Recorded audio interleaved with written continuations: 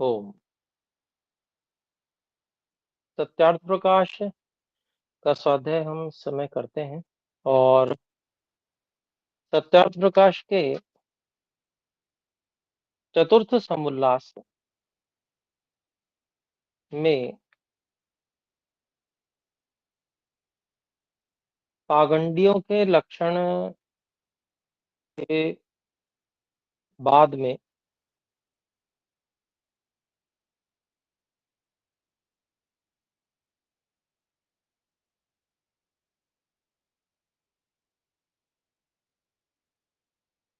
जो दो पृष्ठों के पश्चात जो विद्यार्थियों के लक्षण यहाँ तक हम पढ़ चुके थे।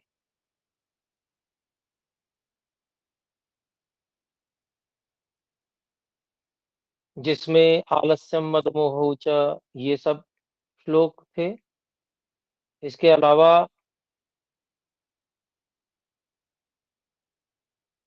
जो सदाचार में सदा प्रवृत्त, जितेंद्रिय इत्यादि, ये जो ब्राह्मणों के काम, ये भी हमने जानने का प्रयास किया था। तो ब्राह्मणों के कामों को एक श्लोक के माध्यम से, महाभारत के श्लोक के माध्यम से महर्षि दयानंद जी ने यहाँ बताया है। तो उसको एक बार हम और देखते हैं। और ऐसे को विद्या होती है। विद्या किसको मिल पाती है? तो सत्य रतानाम सततम दान्तानाम ऊर्ध्वरेतसाम ब्रह्मचर्यं दहेद्राजन सर्व पापान्युपासितम। तो इस श्लोक की व्याख्या करते हुए बताया है कि विद्या जिनको प्राप्त होती है उनके क्या लक्षण है। तो बताया जो सदा सत्याचार में प्रवृत्त है, सत्य आचरण में ही सदा प्रवृत्त रहते हैं। सत्य आचरण का अर्थ प्राय करके लोग ठीक समझते नहीं है। सच बोलना और उसका भी जो अभिप्राय है वो ठीक नहीं समझते। अर्थात जैसा जानते हैं वैसा ही बोलना, ये सच कहते हैं। वास्तविकता इतनी मात्र ही नहीं है। ये तो है सत्य के अंतर्गत, लेकिन पूरा नहीं है।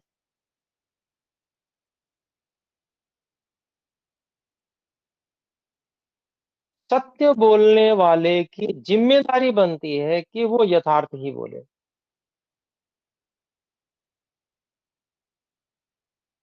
अर्थात वह जो जानता है, जैसा जानता है, केवल वो बोलेगा तो सत्य मात्र उतने से सत्य नहीं हो जाएगा। अगर वो गलत जानता है और गलत ही बोल देता है तो वो सत्य नहीं कहलाएगा। यहां पर ही लोग जो परिभाषा समझते हैं वो गलती करते हैं, बहुत बड़ी गलती। बोलने के साथ में ही एक जिम्मेदारी जुड़ जाती है कि केवल यथार्थ ही बोलना है। जो सत्य वास्तविकता है, जो वस्तु जैसी है उसके विषय में ऐसा ही बोलना है, विपरीत कथन नहीं करना। तो इसलिए तत्व ज्ञान की प्राप्ति करना हर व्यक्ति का उत्तरदायित्व है, कर्तव्य है सत्य बोलने के लिए। तत्व ज्ञान के अनुकूल ही बोलना है, विपरीत नहीं बोलना है। जितना विपरीत बोल रहे हैं तत्व ज्ञान से, वो सब असत्य के अंतर्गत आएगा। भले ही हम अपने ज्ञान के अनुसार जैसा ज्ञान है वैसे ही बोल रहे हो, परंतु यदि हम तत्व ज्ञान के विरुद्ध बोल रहे हैं, यथार्थ और सच्चाई के विरुद्ध बोल रहे हैं, भले ही हमारा ज्ञान कैसा भी हो, तो वो असत्य ही कहलाएगा।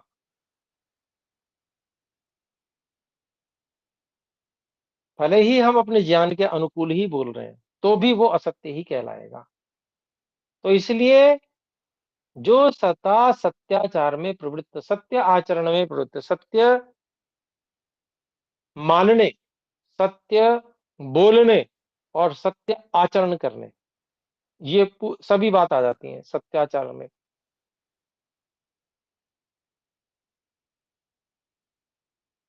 तो ये जो जिम्मेदारी है, ये जिम्मेदारी उठा पाना सामान्य व्यक्ति के बस की बात प्राय करके नहीं होती है, परंतु कर्तव्य तो है, ये सबका कर्तव्य है। जिसको परमात्मा ने मनुष्य जन्म दे दिया, उसका कर्तव्य ही है कि सत्य का पालन करे, और कानून भी है। जो आजकल का कानून है वो भी इस बात को ही समर्थन करेगा, झूठ बोलने का कभी समर्थन नहीं करेगा। ये अलग विषय है कि वो झूठ बोलने पे कितनी दंड व्यवस्था देता है। अगर दंड व्यवस्था कम देता है तो लोग जो है वह असत्य के प्रति भी प्रवृत्त हो सकते हैं, क्योंकि दंड विधान कम है तो डर नहीं लगता। लेकिन इससे छूट नहीं मिलती है। जो सच बोलना है वह हर व्यक्ति का कर्तव्य है, ये तो जरूरी है। लेकिन विद्या उसी को प्राप्त होगी जो सत्याचार में प्रवृत्त होगा।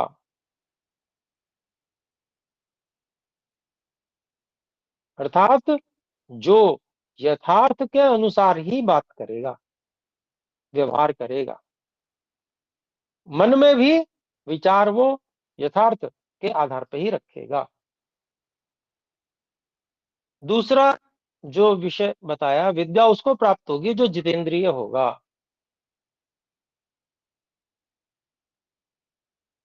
तो इंद्रियों के विषयों में जिसे तृष्णा है, अर्थात जो इंद्रियों के विषयों में बड़ा सुख मानने वाला व्यक्ति है, वह कभी भी जितेंद्रिय नहीं हो सकता।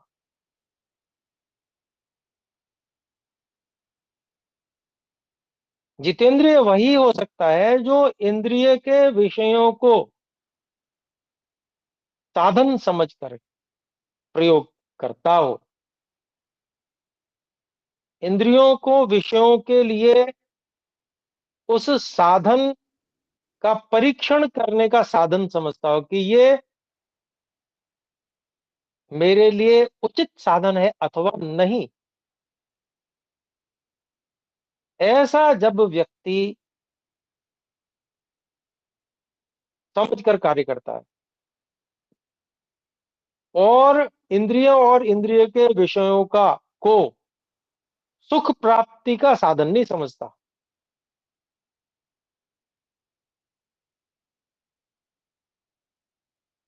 बल्कि अपने सभी अन्य कार्य व्यवहारों को सिद्ध करने के लिए साधन समझता हो, सुख प्राप्ति का साधन नहीं समझता हो।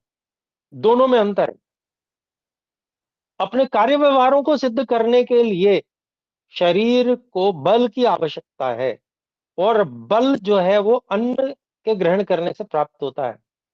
तो अब जो रसना इंद्रिय है, उस रसना इंद्रिय से जो अन्न रूपी साधन है, बल प्राप्ति का साधन है, वो उचित है, समुचित है, इस बात का ज्ञान करके ही वो उसको कंठ से नीचे उतरने देगा, भोजन नली में प्रवेश करने देगा। यह इंद्रिय का सदुपयोग है, और ये है जितेंद्रिय। लेकिन जो विविध पकवानों में सुख देखता है,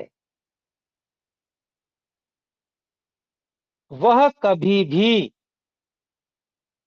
अपनी इंद्रिय पे विजय नहीं कर सकता। रसना इंद्रिय पे विजय नहीं हो सकती उसकी, और वह लालच में अधिक खा ही जाएगा और अनेक रोगों का शिकार हो सकता है। जवानी में हो सकता है हजम हो जाए, परंतु हजम होने में समय अधिक लगेगा। अधिक समय लगेगा तो जो और कार्य हैं वो बाधित हो जाएंगे।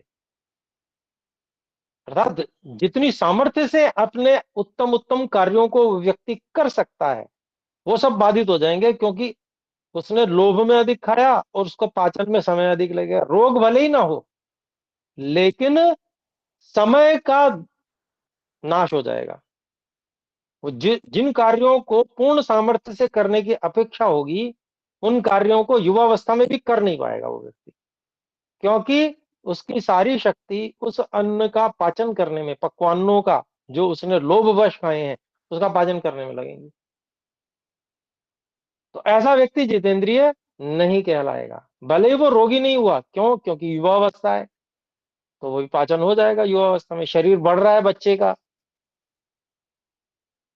या किशोरावस्था बढ़ गई है आगे, परंतु उसको सिखाने वाला कोई नहीं मिला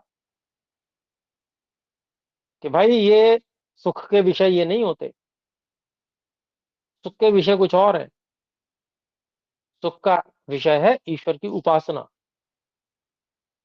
सुख का विषय है सेवा, परोपकार, दान, यज्ञ, अध्ययन, सेवा, परोपकार, ये सब। तो ये इनमें सुख मिलता है। और किसमें सुख है? सफलता में सुख है। जो लक्ष्य बनाया उसको पूर्ण कीजिए, देखिए आनंद मिलेगा, बहुत अच्छा लगता है। तो सुख जो अपनी दिनचर्या हमने बनाई और उसका हम बहुत अच्छे से पालन कर रहे हैं, तो सायंकाल बड़ा आनंद होगा कि आज हमारी दिनचर्या बहुत अच्छी रही, हमने सब कार्य बड़े सुव्यवस्थित और पूर्ण सामर्थ्य से युक्त रहते हुए किए। अब ये व्यक्ति क्या कहलाएगा? ये व्यक्ति जितेंद्रिय कहलाएगा। और ये विद्या भी प्राप्त कर सकता है, क्योंकि इसमें सामर्थ्य है। इंद्रिय ने और पेट ने सामर्थ्य खा नहीं ली उसकी, वो अपनी सामर्थ्य का उपयोग अध्ययन में कर सकता है, वेद आदि के अध्ययन में। तो इसको विद्या मिलेगी। और जो जितेंद्रिय नहीं है उसको विद्या नहीं मिलेगी। और जिनका वीर्य अधस्खलित कभी न हो, उन्हीं का ब्रह्मचर्य सच्चा और वे ही विद्वान होते हैं। तो जो जितेंद्रिय होगा तो एक बाकी इंद्रिय भी नियंत्रण रखेगा, तो मन पर भी नियंत्रण रखेगा। स्पर्श को भी वो सुख का साधन नहीं मानेगा, क्योंकि सुख के साधन उसके कुछ और हैं, वहां पर वो सुख लेता है। और जो स्पर्श को सुख का साधन मानता है, अब कितने ही लोग हैं, प्रश्न आते हैं कि भगवान ने स्पर्श में सबसे बड़ा सुख क्यों दिया। अब ये प्रश्न करने वाला इस तरह एक कहें कि अ,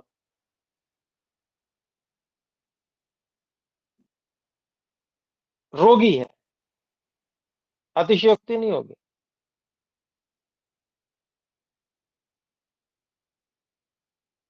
किस बात का रोगी है? क्योंकि उसने गलत मान्यता बना ली और उसके माध्यम से वो अनेक प्रकार के कष्टों को भोगेगा, एक गलत मान्यता से। और आज की स्थिति आप देखेंगे और हम देखेंगे सारे संसार में बस ऐसी स्थिति बनी हुई है। और वो जो वातावरण बना हुआ उसके प्रभाव से लोग प्रभावित होकर ऐसे प्रश्न कर देते हैं। और क्या होता है कि जब व्यक्ति की लंबे समय तक ये मान्यता बनी हुई होती है, तो उसके अंदर एक उन्माद नाम का रोग भी पलने लगता है। और वो उन्माद इस स्तर पे जाता है कि जिस समय स्पर्श आदि सुख की अवस्था उसे प्राप्त हो, तो वह किसी चीज को उससे अधिक महत्व नहीं देता। उससे हानि को समझता हुआ भी उसको रोक नहीं पाता, इसको उन्मादी कहा जाएगा, उन्माद ही कहा जाएगा, ये रोग है। जब उन्माद में क्या होता है, पागलपन में होता क्या है, यही होता है, व्यक्ति हानिकारक किसी चीज को समझ ही नहीं पा रहा है और अपनी हानि किए जा रहा है,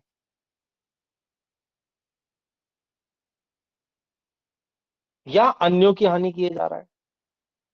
पागलपन में यही तो होता है। तो ये एक इस स्तर का पागलपन है, एक रोग है, इसको रोग समझना चाहिए कि जो स्पर्श आदि इस प्रकार की जो है, इनको हम बड़ा सुखदाई मान रहे हैं, उसमें बहुत सुख समझ रहे हैं। तो इस रोग से तो अधिकांश लोग ग्रसित हो रहे हैं, सारे संसार। लेकिन जिसको ये रोग समझ में आ गया और उसने स्वीकार भी कर लिया कि हाँ ये रोग है, तो वो रोग को मिटाने के लिए कमर कस लेगा और वो ये संकल्प करेगा कि अब इस पागलपन को अपने सिर पे मैं सवार होने नहीं दूंगा। कोई ऐसी स्थिति जब भी सामने आएगी कि स्पर्श उपलब्ध है, तो भी इससे मेरी ही हानि होने वाली है। जो शरीर की सातवीं धातु बहुमूल्य, अत्यंत मूल्यवान, जिसका उपयोग बहुत उत्तम उत्तम कार्यों में, समाधि को प्राप्त करने में जिसका उपयोग हो सकता है, उसका उसको मैं व्यर्थ नहीं जाने दूंगा।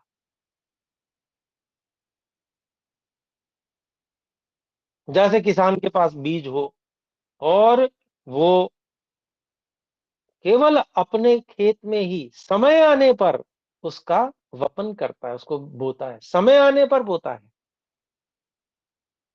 ऐसे नहीं जब मर्जी बिखेर दिया, या चलते फिरते ही वो बिखेरते जा रहा है। किसी और की भूमि देखी, वहीं पर जाके बिखेरना शुरू कर दिया, वहां नहीं बिखेर पा रहा है तो इधर उधर ही बिखेर रहा है। तो ऐसा कौन होगा, ऐसा तो पागल कहा जाएगा, किसान नहीं कहा जाएगा इसको। ये उन्माद ही है होगा उसका कि वो ऐसा कार्य करे।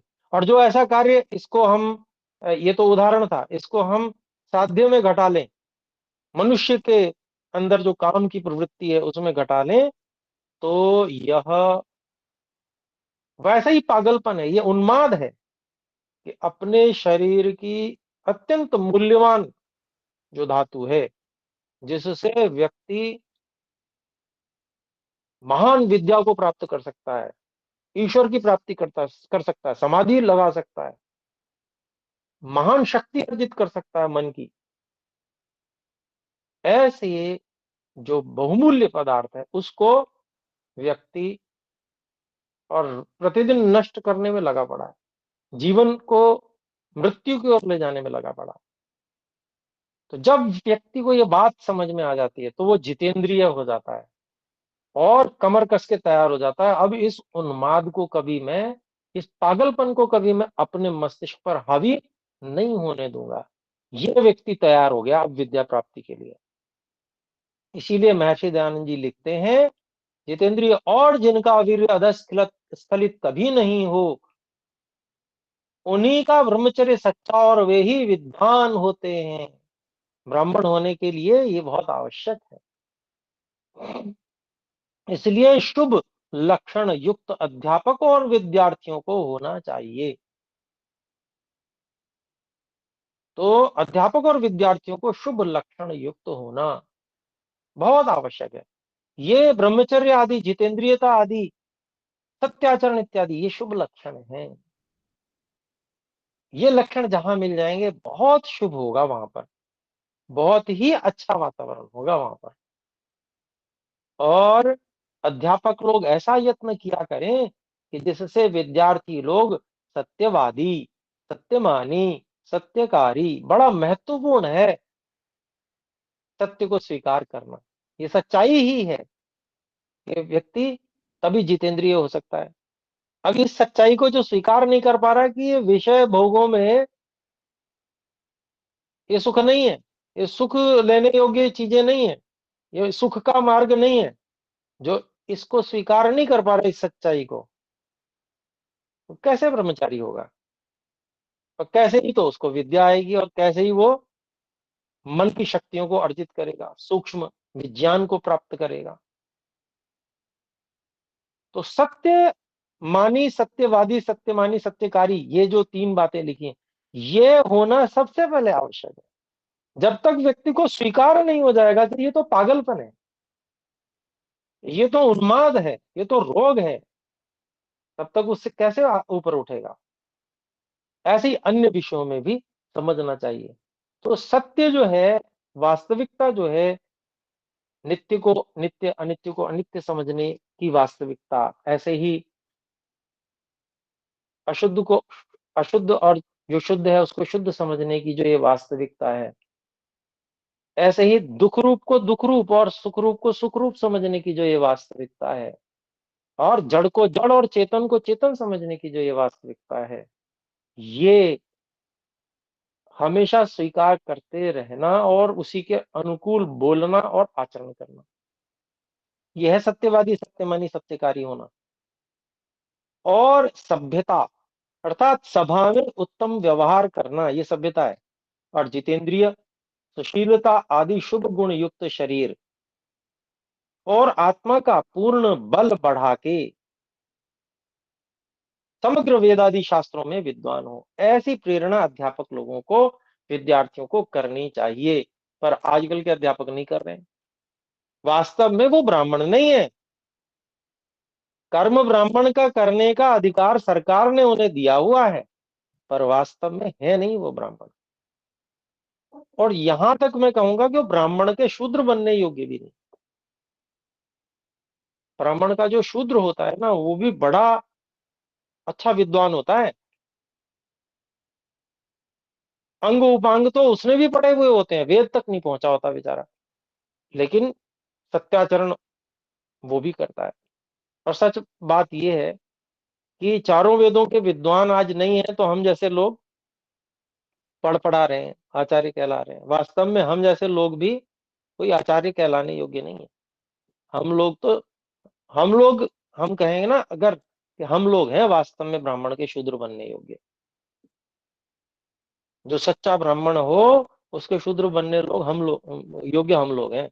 ये लोग जो आजकल पढ़ा रहे हैं ना विद्यालयों में, ये तो ब्राह्मण का शूद्र तक बनने योग्य नहीं है।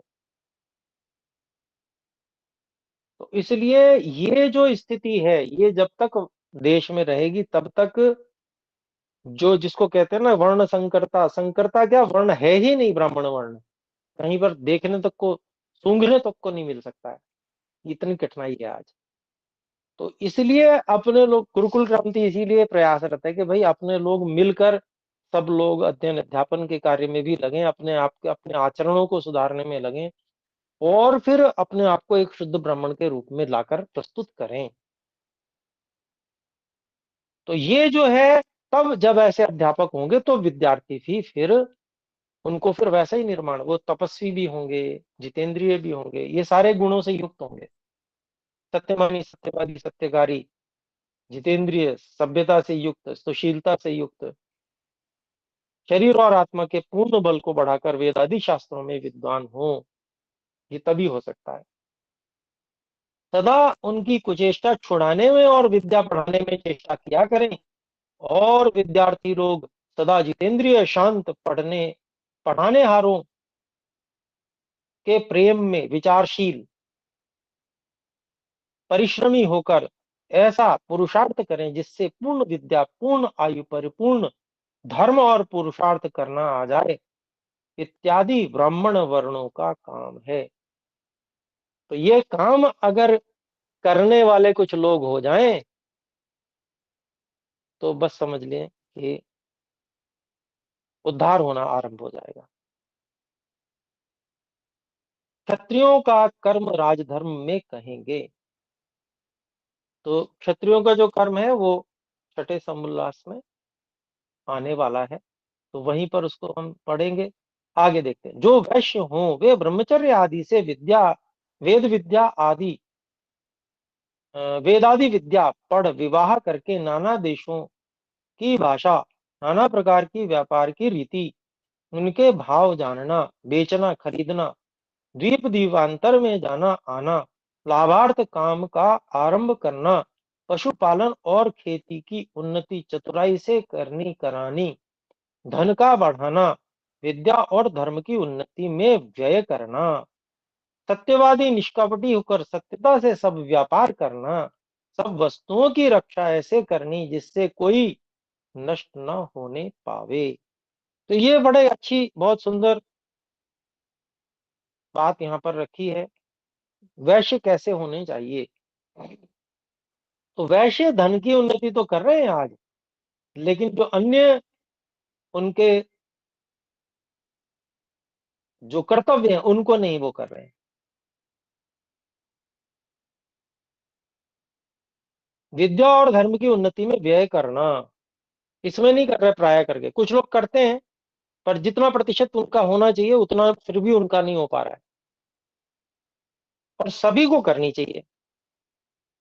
और हम अगर देखेंगे तो अधिकांश वैश्य वर्ग जैसा है, वैश्य पूरा तो कहना कठिन है, क्योंकि कम से कम एक वेद पढ़ा हुआ तो वैश्य भी होना चाहिए।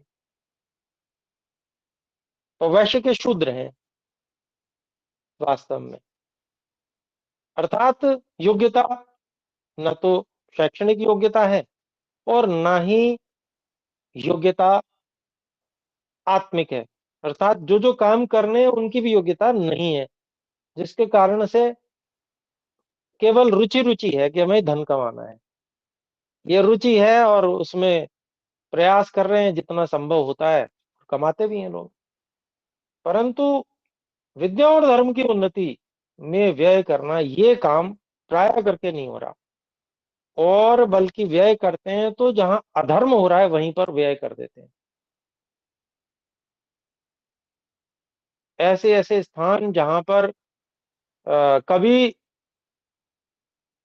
भूल कर भी दान नहीं करना चाहिए, क्योंकि वहां ऐसे स्थानों पर दान हो रहा है जहां पर के सरकार दान लेकर और उसको उस दान उस दान की जो संपत्ति है उससे मैं बहुत हाई लेवल और विधर्मियों का से जाता तब पालन नहीं, पोषण करने में सरकार लगा रही है। जब अपना अपने आप म्यूट कर खाएगा। लीजिए कृपया। फ्रैंकलिन हमें नहीं पता कैसे, तेरे को पता है तो चला दे, 2-5 मिनट में तो चला म्यूट फिर कर उसको। लीजिए। क्या होती है?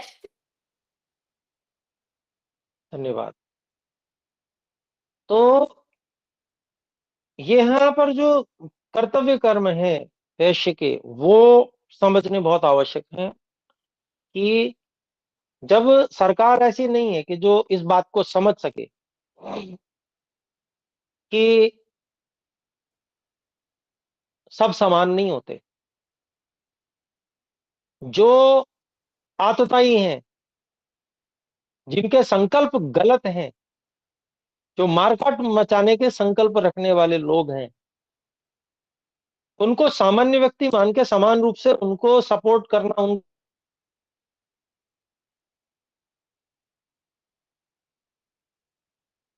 नहीं समझती, तो हम बाकी सब लोगों को ये समझना चाहिए कि ऐसे स्थानों पे दान न दें जहां से सरकार उठाकर और गलत खर्च कर रही है।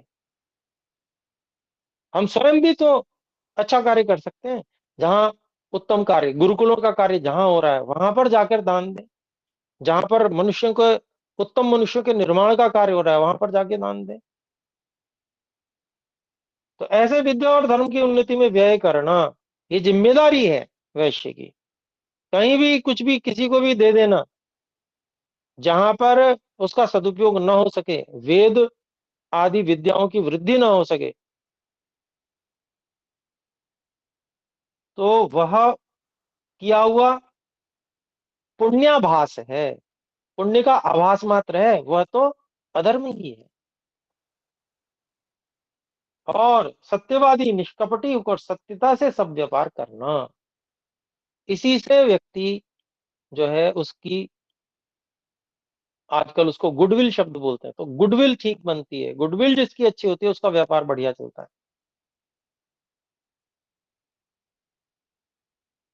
तो सभी वस्तुओं की रक्षा ऐसी करनी जिससे कोई नष्ट न होने पावे। तो ये रक्षा का भी कर्तव्य, वस्तुओं की रक्षा का, व्यवस्थाओं की रक्षा का, ये वैश्यों का कर्तव्य बताया गया है। यद्यपि आज पूरे देश में सभी लोग धन कमाने का कार्य इस प्रकार से कर रहे हैं, लेकिन वे सामाजिक संपत्तियों की रक्षा का उत्तरदायित्व नहीं निभाते। कितने ही लोग तोड़फोड़ करने वाले हैं, उनको स्वयं तोड़फोड़ न करना, उनका संभाल करना सामाजिक संपत्तियों का, और अन्य कोई तोड़ने वाला तो उसे तोड़ने न देना, उसका विरोध करना या उसकी शिकायत करना, जो भी हो सकता है संभव, तो ऐसा होना चाहिए। फिर शूद्र सब सेवाओं में चतुर, पाक विद्या में निपुण, अति प्रेम से द्विजों की सेवा और उन्हीं से अपनी उपजीविका करे। तो ये जो विधान है कि सेवा करने में निपुण उसको होना चाहिए, पाक आदि विद्या में निपुण होना चाहिए। तो आजकल जो चल रहा है वो भोजन को भी बेचने का कार्य चल रहा है, जो पहले अपने देश में नहीं होता था। भारतीय परंपरा नहीं है ये, भोजन नहीं बेचा जाता कभी भी। घी दूध भी बेचने का कोई विधान नहीं है, अन्न को बेचने का कोई ऐसा विधान नहीं है। बदले में आपस में परिवर्तन तो होता था, परंतु बिक्री नहीं होती थी भोजन इत्यादि की, जैसे आज हो रहा है। तो सभी को भोजन उपलब्ध होता था, सभी। और जो शूद्र वर्ग होते थे वे आश्रित होते थे सवर्णों के, अर्थात ब्राह्मण क्षत्रिय वैश्य के, और वे भी पूर्ण धार्मिक होते थे। और धार्मिक होने से उनका जो है पूरा सम्मान, और उनको अपने परिवार के तरह से रखा जाता था, जैसे एक परिवार होता है उस तरह से। तो उनकी जो उपजीविका उसी प्रकार से होती थी, उनकी सारी आवश्यकताएं उसी तरह से पूरी हो जाती थी परिवार के ढंग से। जैसे परिवार में रहते हैं तो सबकी अलग अलग इनकम नहीं होती, जो भी इनकम एक होती है उसी से सभी का व्यय होता है, जिसकी जैसी आवश्यकता होती है वहां व्यय कर लिया जाता है। ठीक इसी तरह से शूद्रों का जो परिवार भी होता था, वो भी जिनके वो शूद्र होते थे उनके साथ में जुड़ के रहते थे। शूद्र बुरा शब्द नहीं समझा जाता था। म्लेच्छ आदि शब्द बुरे समझे जाते थे, अर्थात जो शूद्रों से भी गए गुजरे होते थे, अर्थात जो बिल्कुल देश से निकालने योग्य, जो अनुचित व्यवहार करने वाले लोग। शूद्र जो है वो बुरा शब्द भी नहीं माना जाता था, और बहुत अच्छे और एक वर्ग मानकर, उनको अपना अंग मानकर उनके वो साथ में ही रहते थे, और साथ में ही उनका भी खान पान भी होता था, और भोजन आदि वही बनाते थे, तो अपने आप ही खान पान उनका साथ में ही होगा, इस प्रकार से रहता था। तो ये जो यहाँ पर जो कर्तव्य कर्म बताए हैं, तो उन्हीं से अपनी उपजीविका करे, और द्विज लोग इनके खान पान, वस्त्र, स्थान, विवाह आदि में जो कुछ व्यय हो सब कुछ देवें। और देते ही थे, पहले ऐसे ही होता था। अब बीच के काल में जब व्यवस्थाएं बिगड़ी, और व्यवस्थाएं बिगड़ने में जो कारण बना वो हम ही थे वास्तव में। हम लोगों ने अपनी विद्या को दबा के रख दिया कि हम नहीं देंगे, तो विद्या का प्रचार नहीं हुआ। जब विद्या का प्रचार नहीं हुआ तो जो जो जैसा जैसा जानते थे, जितना जितना वो सीख गए थे, उतने को ही लेके उन्होंने अपना मत बनाकर और उसी का प्रचार करना शुरू कर दिया। और वो इतना हुआ कि आज ये सनातन और सनातनी है जो ये सब सिमटते जा रहे हैं अपने देश तक में। और क्योंकि वो लोग धर्म को अच्छे से मानते नहीं है, तो छंद बल इत्यादि सभी प्रकार का प्रयोग हुआ करके, और धर्म के नाश के लिए तत्पर है। तो ये जो हमारी कमी थी, इसके कारण से ये समस्या उत्पन्न हुई है। ये बाद में जो बाकी आक्रमण आदि हुए भारत पे, ये तो बहुत बाद की बात है। हमारा जो बिगाड़ है वो बहुत पहले से आरंभ हो गया था। हम ही से आरंभ हुआ वो बिगाड़। इस बात को जब तक पूरा समाज स्वीकार नहीं करेगा, तब तक सुधार संभव नहीं है। और फिर पिटेंगे, फिर लूटेंगे, ये बिल्कुल तय बात है।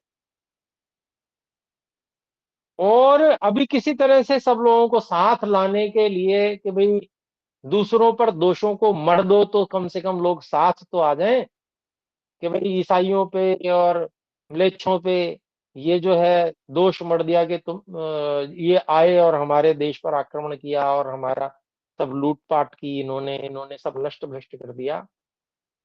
ये आरोप यद्यपि सही है, झूठ ये नहीं है, लेकिन आरोप मात्र लगाने से पहले, उससे पहले ये सब उत्पन्न ही क्यों हुए, इनको अवसर ही क्यों मिला सर उठाने का, ये प्रश्न क्या हमारे सामने उत्पन्न नहीं होता है?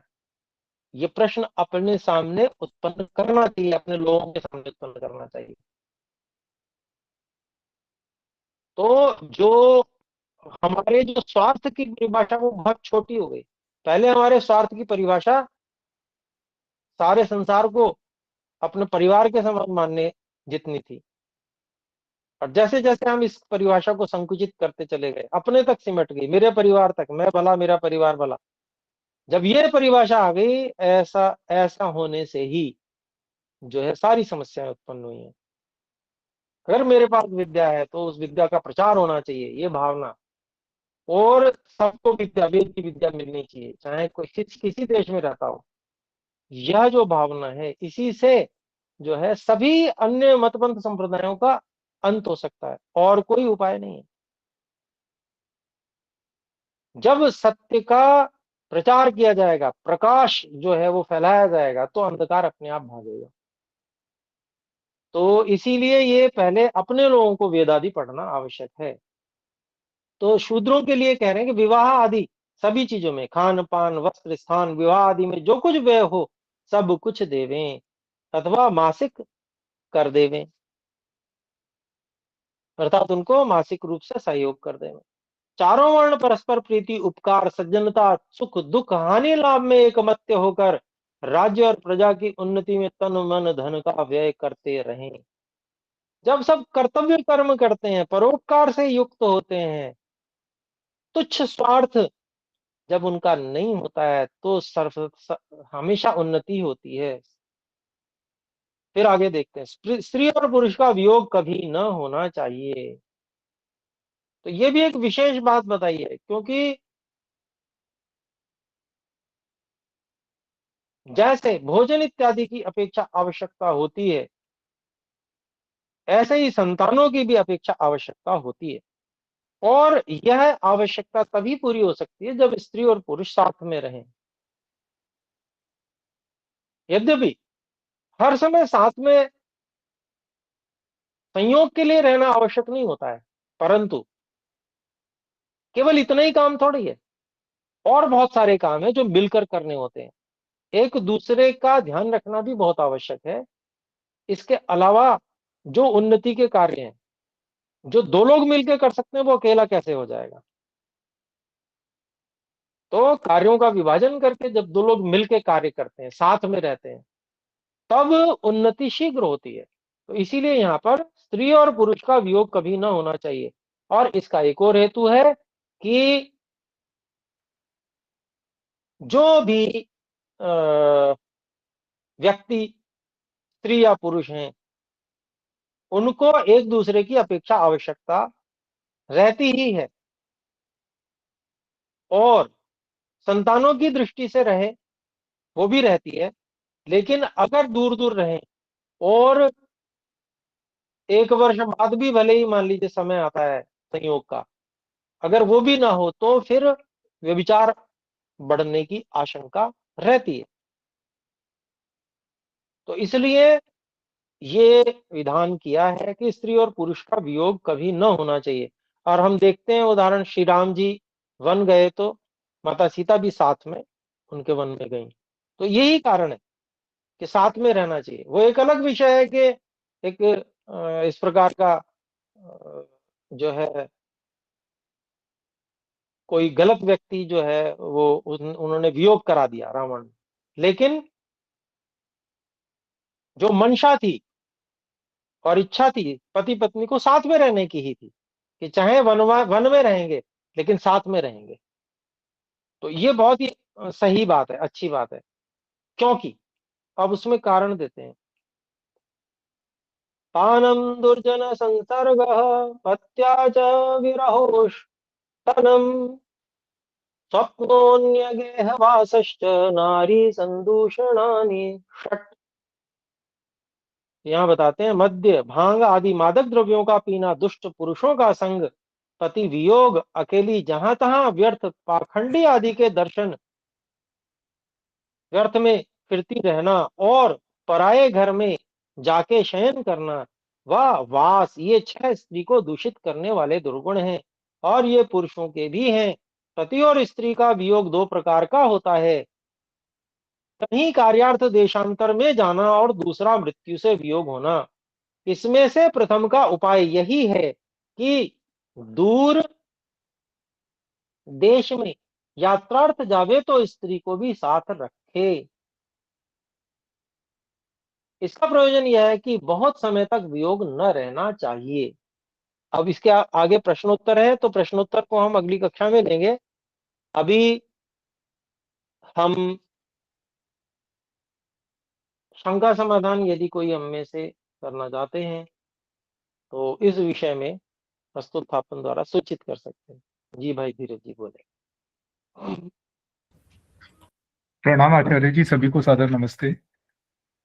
आचार्य जी, मेरा जो है, जो हम विषय कर रहे थे कि इंद्रियों पे हमें जितेंद्रिय होना चाहिए, तो उसके विषय में मेरा एक विचार यह उत्पन्न हुआ कि यह जो सत्य तो ऐसा है कि विषय होते हैं और विषयों को जानने वाली इंद्रियां हैं, इंद्रियों के ऊपर मन का नियंत्रण है, फिर मन के ऊपर बुद्धि और आत्मा है, और उसके ऊपर परमात्मा है। तो ये एक सीरीज मेरे मन में ऐसी कुछ बनी हुई है, और इनके विषयों में जो है कि मन, इंद्रिया जो है विषयों पे आकर्षित हो जाती है, मन इंद्रियों को वश में रखता है, और बुद्धि के अनुसार आत्मा जो है मन को वश में रखती है, और मन के वश में हो भी जाती है। ऐसा मतलब कि जो है आत्मा का एक दावा डोल सा रहता है, या तो वो मन को कंट्रोल कर ले, नहीं तो वो मन उसे अपने साथ भाग के ले जाता है। तो जो हम बात कर रहे थे कि स्पर्श एक विषय की बात कर रहे थे, तो वह केवल जितेंद्रिय होने में आपने भी ऐसा कहा ही है, मैं अलग से कुछ नहीं कह रहा हूँ। केवल स्पर्श का विषय ही नहीं है, सभी इंद्रियों के विषय हैं। और भगवत गीता के दूसरे अध्याय का 67वां श्लोक जो है इस विषय में कहता है, इंद्रिया नाम ही चरताम यद मनोनु विधीयते तदस्य हरति प्रज्ञा वायुर्नाभमिव आम्भसी। कि इंद्रियों के विषय में मन जब चल रहा होता है, तो जिस विषय में मन चलने लग जाता है वही विषय उसकी बुद्धि को इस प्रकार हर लेता है जैसे वायु नाव को अपने साथ हर के ले जाती है। तो बुद्धि उसकी भ्रष्ट हो जाती है अगर इंद्रियों के विषयों में मन हमारा लग जाता है तो फिर बेसिकली ये अंत के जो 17 श्लोक है दूसरे अध्याय के, वो सब मेरे को ऐसा समझ में आया कि अपनी विषयों से दूर रखो अपने आप को, इंद्रियों को वश में रखो, मतलब विषयों को, मतलब जो आपने आज बोला कि विषयों को साधन के रूप में हम प्रयोग करें, ऐसे ही उसका मेरे को सार समझ में आता है। तो अब मन के द्वारा इंद्रियों को वश में रखें और मन को अपने वश में रखें, तो इससे मेरे को एक तो आचार्य जी, मेरी एक चर्चा चल रही थी आत्मिक बल और मनोबल को लेके। तो एक तो मुझे उसमें ये समझ में आया कि मेरे को इसमें आपका मार्गदर्शन चाहिए होगा कि मनोबल तो इतना है कि मन इंद्रियों को अपने वश में रखने में प्रबल है या नहीं है, और आत्मिक बल ऐसा है कि वो मन को भी अपने वश में रख पा रहा है या नहीं रख पा रहा है। तो मैं केवल इतना ही अभी जान पाया हूँ, तो मेरे को थोड़ा आप इस विषय में मार्गदर्शन दीजिए आचार्य जी। बहुत बहुत धन्यवाद आचार्य जी। जी देखिए, जो एक मिनट रुकिएगा, है जरा कोई कॉल आ रही है, उसको मना कर दूं मैं।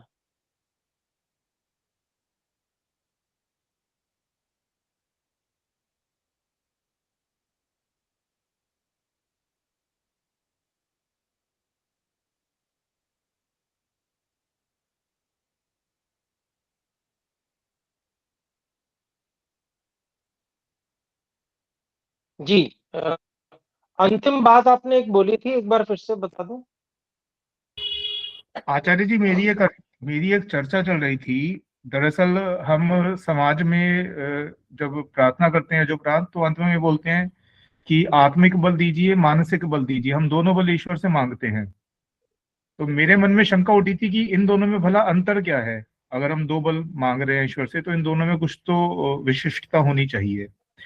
तो जो मेरी चर्चा चल रही थी उसमें मेरे को यही बताया गया कि ये दोनों समान ही हैं, इनमें ज्यादा अंतर कुछ है नहीं। मतलब अंतर की भी बात हुई, वो मेरे को स्पष्ट हुआ नहीं। लेकिन आज जब चर्चा आपने की जितेंद्रिय होने की, तो मेरे मन में ये बात स्पष्ट हुई कि जो मैंने आपको सीरीज बताई परमात्मा और विषयों तक, जो हमारे अलग अलग वस्तुएं हैं, तो परमात्मा है, फिर आत्मा है, फिर बुद्धि है, मन है, फिर इंद्रियां हैं, और फिर विषय हैं। तो मन का बल तो ऐसा है कि वो इंद्रियों को वश में रख सके, और आत्मा का बल ऐसा है कि वो मन को भी वश में रख सके। तो ये मेरे को थोड़ा चमका है। तो इस विषय में मेरे को आचार्य जी थोड़ा और मार्गदर्शन कीजिए, धन्यवाद। जी जी, देखिए ठीक है, मानसिक बल और आत्मिक बल की अगर हम बात करेंगे उसमें भेद की, तो देखिए मानसिक बहुत सारी शक्तियां होती हैं, ठीक है। और मानसिक शक्तियों से व्यक्ति बहुत सारे कार्य करता है, समाधि प्राप्त करता है और सूक्ष्म तत्वों का साक्षात्कार करता है, ठीक है जी। तो मानसिक बल उसको मान सकते हैं। आत्मिक बल उसे मान सकते हैं जिसमें हम जिससे मन को नियंत्रण में रख सकते हैं, ठीक है जी। ऐसा हम समझ सकते हैं, इन दोनों में अंतर करना हो तो। था तो कहिए। अनवीक्षित ही पति ये नाम से जो भी आईडी है, कृपया म्यूट रखिए, और अगर आप कुछ बोलना चाहते हैं तो हाथ खड़ा कर। तो देखिए दोनों में अंतर वैसे सामान्य रूप से अगर यूं देखेंगे सामान्य दृष्टि से तो वास्तव में कोई नहीं है अंतर। लेकिन अगर हम अंतर ही करना चाहें तो मन का जो बल है वह बल मानसिक बल कहलाएगा, और मन का बल सबको प्राप्त नहीं होता है। अर्थात मन जो है वो अन्न से और प्राण से बल प्राप्त करता है। तो ये जो बल है, इस बल से व्यक्ति सूक्ष्म तत्वों का साक्षात्कार कर सकता है अगर ये सात्विक मिलता है तो ये बल एक अलग प्रकार का हो गया। और आत्मिक बल जो है वो आत्मिक बल जो है वो तत्व ज्ञान है, मुख्य रूप से तत्व ज्ञान को धारण करना, ये आत्मिक बल हुआ। तत्व ज्ञान का अभिप्राय, वैसे तो जो मन से साक्षात्कार करेंगे वस्तुओं का, सूक्ष्म वस्तुओं का, वो उससे भी तत्व ज्ञान होगा, लेकिन वो उन वस्तुओं के विषय में होगा। और जो आत्मिक ज्ञान के अंतर्गत जो तत्व ज्ञान की बात चल रही है वो समग्र है, ईश्वर जीव प्रकृति के विषय में तत्व ज्ञान। उस तत्व ज्ञान के आधार पर व्यक्ति सही निर्णय लेता है, ये बहुत बड़ा बल है। तो अंतर समझ पाए जी भाई धीरज जी? हाँ आचार्य जी, मेरे को काफी अंतर स्पष्ट हुआ कि मन तो जड़ है, जो जड़ तत्वों से ही बल प्राप्त कर रहा है, अन्न से और प्राण से। और आत्मा का जो बल है वो वास्तविकता में तत्व ज्ञान तो ईश्वर का ही एक, हम कह सकते हैं, कुछ स्वरूप है, यदि आपको सही लगे तो। और तो वह आत्मिक बल तो ईश्वर से ही प्राप्त हो रहा है। साधन भले ही वो बाकी सारा आत्मा जो है प्राण के साथ है, शरीर में है, तभी वो प्राप्त कर पाएगी। इन सब साधनों का उपयोग करके ईश्वर का ही जो ज्ञान प्राप्त हो रहा है वही आत्मिक बल है। क्या ऐसा समझना ठीक है आचार्य जी? बिल्कुल बिल्कुल ठीक समझ गए आप। ठीक है, बहुत बहुत धन्यवाद आचार्य जी। आचार्य जी, एक और मेरी धन्यवाद। शंका मन में शंका उठी थी। एक सत्यार्थ प्रकाश में ही एक जगह कहा है, ईश्वर ने कहा है कि अहम अन्नम अहम अन्नम अहम अन्नादम अहम अन्नादम, इस तरीके से ईश्वर ने खुद को अन्न कहा। ऐसा मुझे समझ आया इसका अर्थ। और हम संध्या उपासना के मनसा परिक्रमा मंत्र का जो तीसरा मंत्र है, अन्नम ईश्वः, उसमें हम ये भी बोलते हैं। तो अन्न, एक तो ये भौतिक अन्न है जिससे हमको ये जो शरीर को बल प्राप्त हो रहा है और मन को भी बल प्राप्त हो रहा है, जैसा अन्न वैसा मन भी बोलते हैं। और एक ईश्वर को भी हम अन्न के रूप में मतलब अब वो जब मैं विचार करता हूँ उस के अर्थ पे तो उसको मैं बहुत अच्छे से स्पष्ट नहीं कर पाता हूँ। कृपया उसमें थोड़ा मेरे को समझाएं आचार्य जी कि क्या मैं अन्न का क्या अर्थ समझूं। जी देखिए, अन्न जो है वह जो प्रयोग सामान्य रूप से किया जाता है, तो भोग्य वस्तु सभी जितनी भी हैं उनको अन्न के रूप में लेते हैं। इंद्रियों के जितने भी विषय हैं वो सब अन्न के रूप में लिए जा सकते हैं। ठीक है जी। तो बाकी जो ईश्वर अगर ये कह रहे हैं अन्न, तो ईश्वर की उपासना करना, तो ईश्वर की उपासना से ईश्वर से लाभ प्राप्त करना, तो वो ईश्वर भी दूसरी वस्तु है ना हमसे, तो हम उनको प्राप्त कर लें। दूसरा, जहां ईश्वर अन्नाद कह रहे हैं, तो वहां पर अन्न का स्वयं भक्षण करने वाला नहीं, बल्कि अन्न का भक्षण कराने वाला, ऐसा अर्थ करना पड़ेगा। ठीक है जी। तो अन्य जितनी भी भोग्य वस्तुएं हैं उनको कह सकते हैं। ईश्वर अगर कहते हैं अहम अन्नादः, इस प्रकार का आता तो उपनिषद में कहीं आप बता रहे हैं, तो वहां पर जो है वह जो है ईश्वर जो है स्वयं भोक्ता नहीं है। ईश्वर अ, भोग कराने वाले हैं। और अगर हम इसको इस रूप में लें, प्रलय काल में सबको समेट लेने वाले अपने अंदर, तो उसको उस रूप में ले सकते हैं अन्नाद। मतलब कुल मिला के हमें सिद्धांत विरुद्ध कुछ लेना नहीं है, सिद्धांत के अनुकूल करके उसको लेना है। ठीक है भाई जी। धन्यवाद आचार्य जी। इसका मैं जो कुछ अर्थ कर पाता हूँ, जैसे प्रातःकालीन मंत्र का दूसरे मंत्र में बोलते हैं आग्ध चित्यम मन्यमाना तुरश्चित राजा चित्यम भगम भक्षी इति आह, मेरा ही सेवन करो, ऐसा वेदों में विद्वानों ने कहा है। तो ईश्वर अपना ही सेवन करने के लिए कह रहा है उस मंत्र में, और ईश्वर ये भी कह रहा है मैं अन्न हूँ। तो यानी ईश्वर का सेवन, उसके तत्व ज्ञान का सेवन करना हमें चाहिए, ऐसा मेरे को कुछ लगता है। और दूसरा, जब अन्नम ईश्वः, जब संध्या उपासना के तीसरे मंत्र में भी कहा, तो यदि हम उसको आध्यात्मिक अर्थ लें तो ईश्वर का तत्व ज्ञान, और अगर अधिभौतिक अर्थ लें तो जो शरीर में बल प्राप्त होता है वो भौतिक सात्विक अन्न पदार्थों से प्राप्त होता है। क्या ऐसा मेरा विचार करना ठीक रहेगा आचार्य जी? जी जी, वहां पर तो वैसे ना, जो पश्चिम दिशा के दृष्टि से ही लेंगे, वहां अन्न जो परमात्मा का बाण के समान है, अर्थात परमात्मा की रक्षा के साधन है ना, तो वो रक्षा का साधन जो है बाहर की दृष्टि से लेंगे तो परमात्मा का रक्षा का साधन वह जो है अन्न, जो बाहरी जो भोग्य है उसी को लेना चाहिए वहां पर। और जो परमात्मा का स्वयं रक्षा का साधन, वो तत्व ज्ञान, वो तो स्वयं अपने अंदर ही प्राप्त होता है ना जी। तो ऐसा अपने को समझ सकते हैं अपने लोग। बहन रीता जी भी बहुत देर से हाथ खड़ा किए हैं, जी तो बहुत बहुत उनको धन्यवाद अवसर आचार्य दिया जी। जाए। जी, बहन रीता जी बोले। नमस्ते आचार्य जी।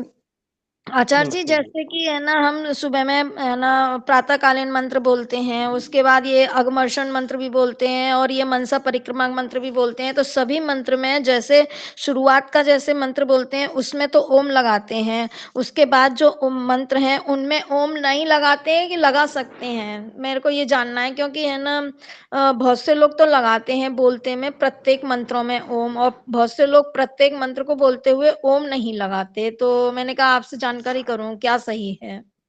जी देखिए, दोनों प्रकार से सही है। सामान्य रूप से तब जब हम व्यक्तिगत रूप से कर रहे हैं। जी। ठीक है, सामूहिक रूप से हमें अनुशासन का पालन करना चाहिए, क्योंकि जो पुस्तक है, मान लीजिए वो आर्य सत्संग गुटका करके वो सार्वदेशिक के द्वारा प्रकाशित की गई है, हम्म।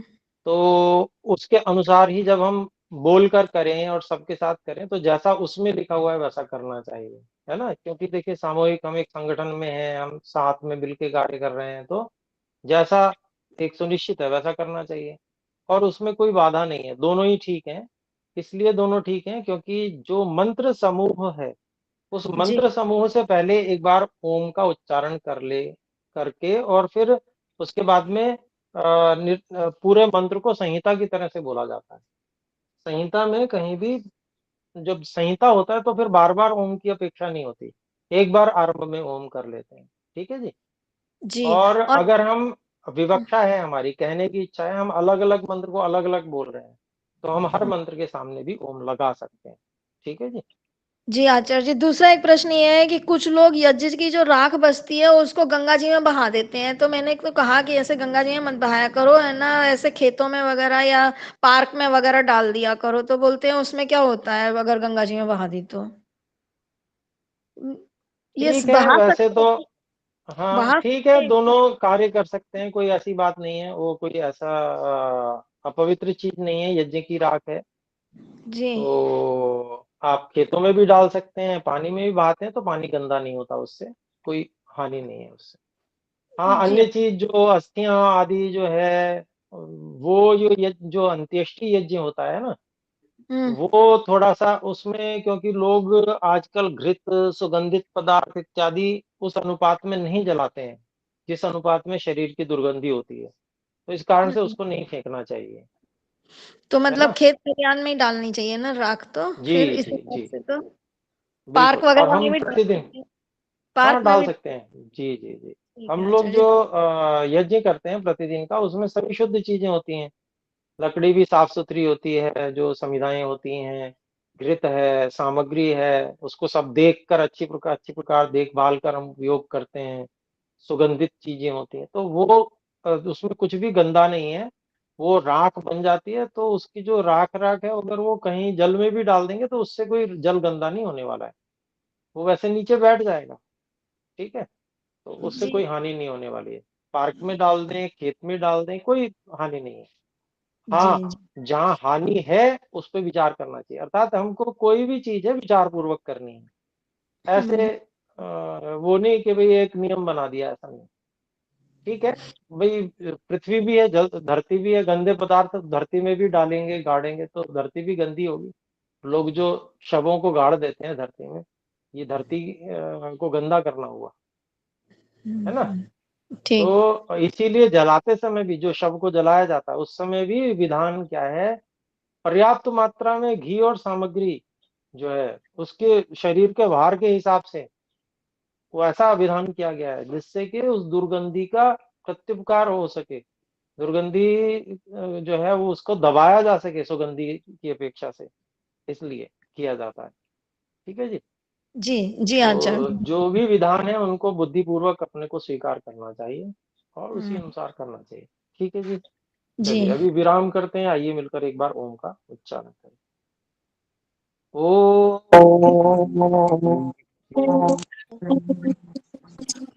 सभी को सादर नमस्ते। नमस्ते। आदर नमस्ते प्रणाम आचार्य जी, नमस्ते सभी को। नमस्ते आचार्य जी।